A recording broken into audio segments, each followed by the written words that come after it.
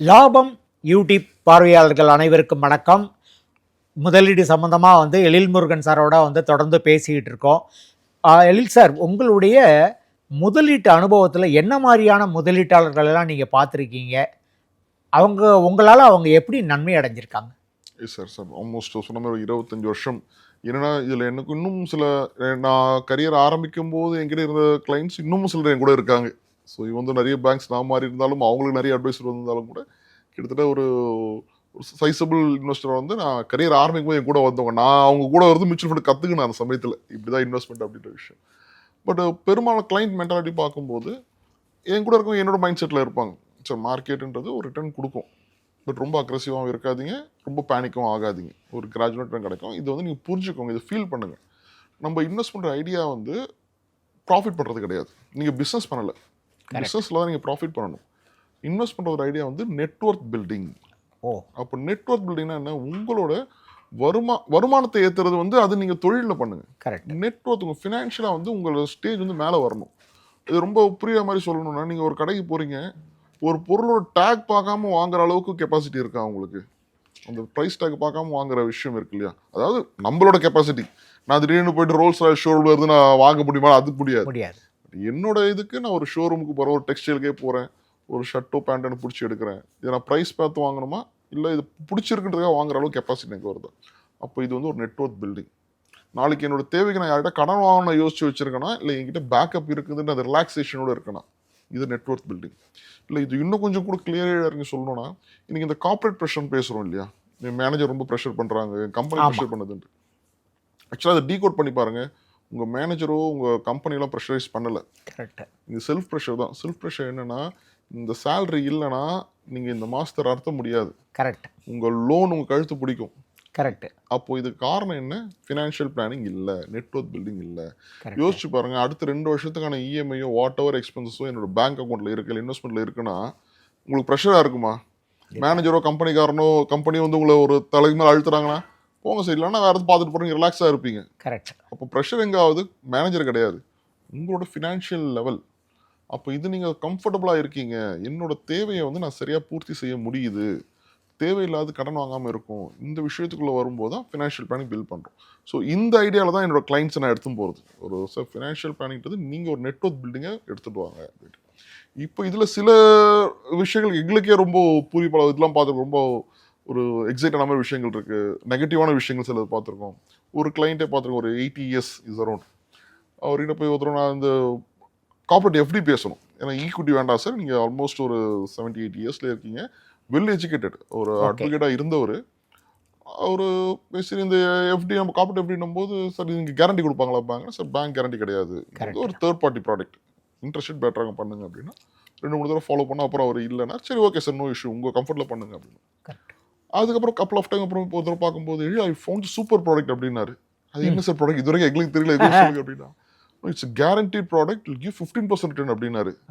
என்ன guarantee products 15% கொடுக்குது, அதுவும் அட் த ஏஜ் ஆஃப் 80 யாருன்னா, it's equity, one of my friend told me அப்படின்னாரு.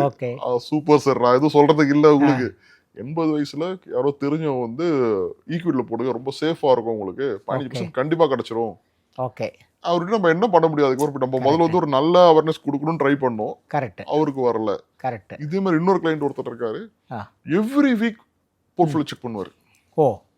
சரி, இன்னைக்கு என்ன இப்படி ஆயிடுச்சு, எனக்கு ஒன்றும் சார், நீங்கள் போர்ட்ஃபோலியோன்றது இன்வெஸ்ட்மெண்ட்ன்றது நீங்கள் விதை போட்டு மரம் வளர்ற மாதிரி. கரெக்ட்.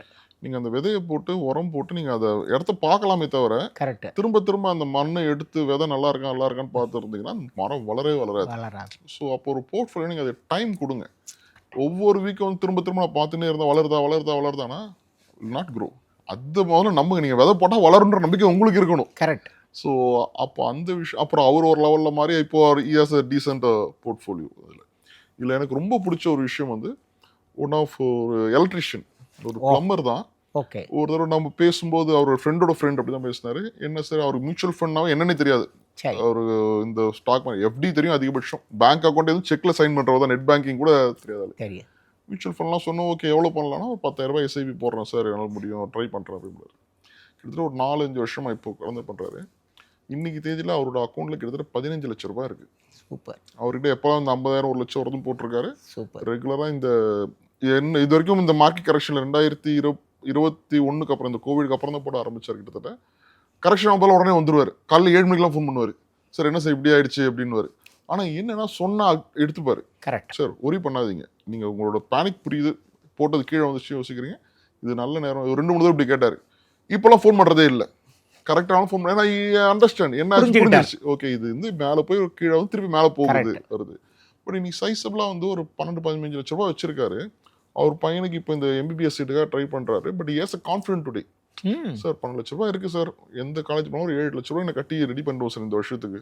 எனக்கு அந்த நம்பிக்கை வந்துருச்சு, இந்த பணத்தால அந்த நம்பிக்கை வந்திருக்கு. கரெக்ட். அதை வச்சு யோசிச்சு பாருங்க, ஒரு எலக்ட்ரிஷியனுக்கு 7 லட்ச ரூபா 8 லட்ச ரூபா வருஷம் கட்டணும் அப்படின்னா கரெக்ட் ரூட் ஆஃப் எடுத்தோடனே வேண்டாப்பா முடியாது இருப்பாரு. பட் அவர் சப்போர்ட் வந்தது காரணம் வந்து அந்த சிறுக சேர்த்து ஒரு நம்பிக்கையோட அதை டெவலப் பண்ண ஒரு விஷயம். ஸோ எனக்கு ரொம்ப பிடிச்ச கிளைண்ட். பல இடங்கள்ல அவரை பத்தி எக்ஸாம்பிள் கொடுத்துருப்பேன். சார் நீங்க பெரிய கோடியா இன்வெஸ்ட் பண்ணுறது வேற, 10,000 ரூபாய் இன்வெஸ்ட் பண்ணி ஒரு 15 லட்ச ரூபாய் சைஸபிள் டீசெண்டா இருக்கு. அவர் இப்போ என்னன்னா நான் எடுக்க மாட்டேன் சார், இப்போவும் அதிகம் கடைசியா எடுக்கிறேன், இது என்னோட நானே சொல்லுவேன், ரிட்டர்மெண்ட் வச்சுக்கோங்க சார், வேற ஏதாவது முடிஞ்சா அது பண்ணுங்க. ஸோ அது வந்து இந்த டிசிப்ளின் இன்வெஸ்ட்மெண்ட்ல முக்கியமா என்ன சொல்றோம்னா, எந்த ப்ராடக்ட்ல பண்றீங்கன்றது விஷயம் கிடையாது, எவ்வளோ டிசிப்ளினா அந்த விஷயத்தை நீங்க மெயின்டைன் பண்றீங்கன்றது விஷயம். Yes sir. Okay okay. So இன்னும் சில பேர் வந்து அவங்களுடைய குழந்தைகளுடைய கல்யாணம், அந்த ரிட்டையர்மெண்ட், அந்த மாதிரியான ஒரு இதுவும் வந்துட்டு அந்த மாதிரியும் வந்து நிறைய முதலீட்டாளர்கள் பயனடைஞ்சிருப்பாங்க இல்லையா? கண்டிப்பா சார். ஏன்னா இன்வெஸ்ட்மெண்ட் பொறுத்த வரைக்கும் நீங்க வந்து ஃபினான்ஷியல் கோல் ஒன்று ஃபிக்ஸ் பண்ணிக்கோங்க. ஏன்னா நம்ம மென்டாலிட்டி என்னன்னா, நம்ம பணமா இருந்தா கூட ஒரு இடத்துல பார்த்தோன்னா நம்மளுக்கு உடனே அதுக்கு ஒரு பிளான் போட ஆரம்பிச்சிருவோம். கரெக்ட்.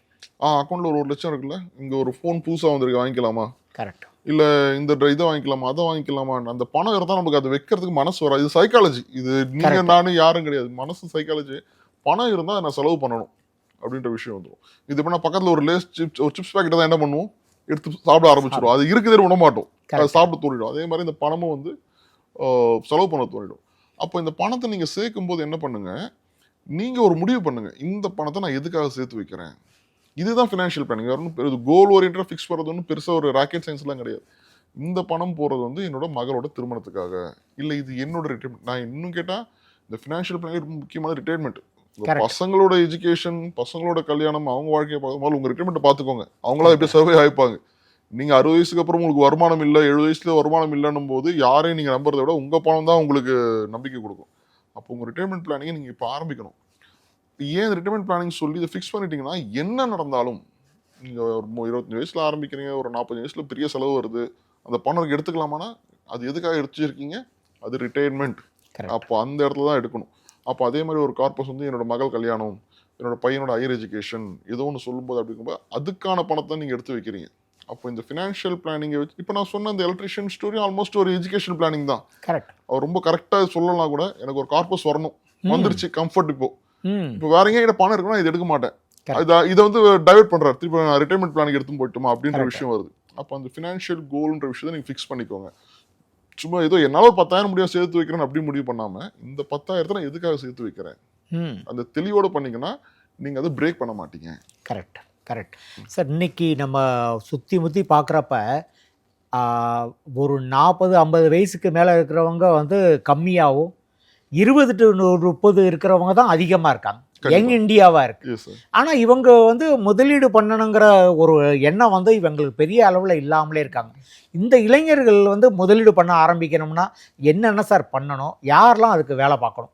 இது வேலை பார்க்கணும், நம்ம தான் வேலை பார்க்கணும். அது இல்லை நம்ம முடிஞ்சோம் நம்மளோட அது நம்ம பார்க்குறோம். அவங்களுடைய பேரண்ட்ஸ் அல்லது அவங்களே எப்படி அந்த இது என்னன்னா சார், இந்த பேரண்ட்ஸ்னும் போது ஃபினான்ஷியல் பிளானிங் எல்லாருமே 25 வயசுக்கு அப்புறம் தான் யோசிச்சுக்கிறாங்க. நான் சம்பாதிக்கும் போது ஃபினான்ஷியல் பிளானிங் அப்படி கிடையாது. குழந்தையிலேருந்து நீங்கள் கொடுங்க. கரெக்ட். குழந்தைகிட்ட பணம் கொடுங்க. எப்படி பணம் கொடுக்கணும்னா, நீங்கள் வந்து அப்ரிஷியேட் பண்ணி சாக்லேட் வாங்கி கொடுக்காதீங்க. உன்னோட பேக்கெட் மணிக்கு நீ ஏதாவது ஒரு நல்ல விஷயம் பண்ற அப்படின்னா நீங்க ஒரு பேக்கெட் மணியா கொடுங்க. இதை நீங்க சேர்த்து வச்சு உன்னோட தேவை நிறைவேற்றிக்கோ. அப்போ வந்து அந்த மணி மேனேஜ்மெண்ட் வரும். ஒரு பென்சில் வாங்குறதா கூட இருக்கட்டும், நீ வீட்டில் ஒரு நல்ல விஷயம், வீட்டை நல்லா கிளீன் பண்ணிட்டு கிளீனாக வச்சுக்கிறியா அப்பா அம்மா வரத்துக்குள்ள, அப்போ குழந்தைகிட்ட ஒரு 10 ரூபா 50 ரூபா ஒரு பணம் கொடுத்து இதை நீங்கள் சேர்த்து வைக்க ஆரம்பிங்க. ஓவர் த டைம் நீங்கள் இவ்வளோ சேர்த்துட்டீங்கன்னா நான் உனக்கு ஒரு இவ்வளோ இன்சென்டிவ் கொடுக்குறேன். அப்போ அந்த பணம் வளருதுன்ற அந்த விஷயத்தை வந்து குழந்தைக்கு சொல்லி கொடுங்க. குழந்தைக்கு வந்து பணம் மதிப்பு தெரியாது. நீங்கள் 100 ரூபா பாக்கெட்டில் வச்சாலும் ஓகே, 500 ரூபா வச்சாலும் சரி, குழந்தைனா ஒரு 10 வயசு பையன் கூட எடுத்துக்கோங்க, பெரியதாக தெரியாது. அப்போ அதுக்கான மதிப்பை நீங்கள் சொல்லிக் கொடுங்க. இது எப்படி வளருது. ஒரு தடவை நான் என்னோட வீட்லேயே கேட்டேன், என்னோட பசங்க கிட்ட ஐஸ்கிரீம் வேணும்னு கேட்டிருந்தாங்க. ஓகே ஐஸ்கிரீம் வேணுமா இல்லை பணம் கொடுத்துட்றேன் எல்லாருக்கும் எது வேணும்னா, ஒரு 2 பேர் எனக்கு பணமாக கொடுத்துருங்க, எனக்கு கோல்டாக இருக்குது, எனக்கு ஒரு 50 ரூபா கொடுத்துரு, அதை சேர்த்து வச்சுக்கிறேன் அப்படின்ட்டா. பட் ஏன்னா அந்த சேவிங் மென்டாலிட்டி வரணும். செலவு பண்ணக்கூடாதுன்றது ஐடியா கிடையாது, பட் சேர்த்து வைக்கணுன்ற எண்ணமும் உங்களுக்கு வரணும். அப்போ அந்த குழந்தைகளுக்கு இதை நீங்கள் சின்ன வயசு சொல்லி கொடுக்கும்போது தான் அவங்க கையில் அந்த பணம் வரும்போது என்ன பண்ணுற ஐடியா வரும். அப்புறம் இன்னைக்கு ஜென்ரேஷனோட சேர்க்கும் போது ஆக்சுவலி கொஞ்சம் ஒரிடான விஷயம் தான். போன ஜென்ரேஷன் மாதிரி இந்த ஜென்ரேஷனோட கிடையாது. அது நம்ம சொல்லும் போது மெச்சூரிட்டி கொஞ்சம் வேற மாதிரி தான் இருக்குது. அவங்க தாட்ஸ் வந்து வேற ஐடியாவில் இருக்குது. இன்னைக்கு வேண்டியதான் நான் இன்னைக்கு சம்பாதிச்சுக்கிறேன், நாளைக்கு வேண்டியதான் நாளைக்கு சம்பாதிச்சுக்கிறேன். கரெக்ட். அப்போ நாளைக்கு நான் எடுத்து வைக்க வேண்டிய வேலையும் கிடையாது. பட் போன ஜென்ரேஷன் ஆளுங்க பார்த்தீங்கன்னா இப்போ சம்பாதிக்கும் போது 20 வருஷத்துக்கு அப்புறம் எடுத்து வைப்பாங்க. கரெக்ட். இன்னைக்கு மென்டாலிட்டி ஃபுல்லாக மாறி இருக்கு. ஆனால் இது வந்து ரைட் டைரக்ஷன் கிடையாது. கரெக்ட். நீங்கள் நாளைக்குன்ற ஒரு விஷயம் வந்து இது என்னென்ன ஒரு மாதிரி ஃபிலாசபி ஆயிடுது. நாளைக்கு நிச்சயம் கிடையாது, இன்னைக்கு வரைக்கும் வாழ்ந்துட்டு போறேன், இன்னைக்கு என்ஜாய் பண்ணணும். லைஃப் அப்படி கிடையாது இல்லையா? Correct. நீங்க எப்படி நாளைக்கு நிச்சயம் இல்லைன்னு சொல்றீங்களோ அதே மாதிரி நாளைக்கு நம்ம இருக்க மாட்டோம்னு சொல்ல முடியாது இல்ல. ரெண்டுமே 50-50 தானே. கட்டாயம். அப்ப நாளைக்கு நான் இருக்கிறேன்னா நாளைக்கு எப்படி நான் வாழ முடியும்? கட்டாயம். எனக்கு என்னோட இன்கம் ஜென்ரேட் பண்ண முடியலன்னா அப்ப நான் இன்னைக்கு ஜென்ரேட் பண்ணது தான் எடுத்து வைக்க முடியும். அப்போ நீங்கள் சேவிங்கிறது ஆரம்பிக்கும் போது, இன்கம் வரும்போது, இன்னும் சின்ன வயசுலேயே வரணும். அட்லீஸ்ட் நீங்கள் இன்கம் ஆரம்பிக்கும் போது ஃபஸ்ட்டு வந்து உங்களோட இன்வெஸ்ட்மெண்ட்டை பிளான் பண்ணுங்கள். முதல் சம்பளத்தில் போய் நான் இதை வாங்குறேன், அதை வாங்குறேன், பைக் வாங்கிக்கிறேன், இல்லை வீட்டுக்கு எதாவது வாங்குறேன், இந்த செலவுகள் எல்லாம் ஒத்தி வைங்க. செலவுகளை ஃபஸ்ட்டு நம்ம சொல்லும்போது இன்வெஸ்ட்மெண்ட் பிளானிங்க்கு முன்னாடி எக்ஸ்பென்ஸ் பிளானிங்கிறது ஒன்று சொல்லி தரணும். கரெக்ட். எதை செலவு பண்ணணும், எதை செலவு பண்ணக்கூடாது, ஏன் செலவு பண்ணணும் அப்படின்ற விஷயங்கள் தெளிவு கொடுக்கணும். Right sir, right sir. So முதலீடு சம்பந்தமாக நிறைய கேள்விகளுக்கு வந்து பதில் சொன்னீங்க. ரொம்ப நன்றி சார். நன்றி சார். லாபம் ஆம்பி பதிவு பெற்ற மியூச்சுவல் ஃபண்ட் விநியோக நிறுவனமாகும். ARN எண் 310095. மியூச்சுவல் ஃபண்ட் முதலீடுகள் சந்தை அபாயங்களுக்கு உட்பட்டவை. திட்டம் தொடர்பான அனைத்து ஆவணங்களையும் கவனமாக வாசிக்கவும்.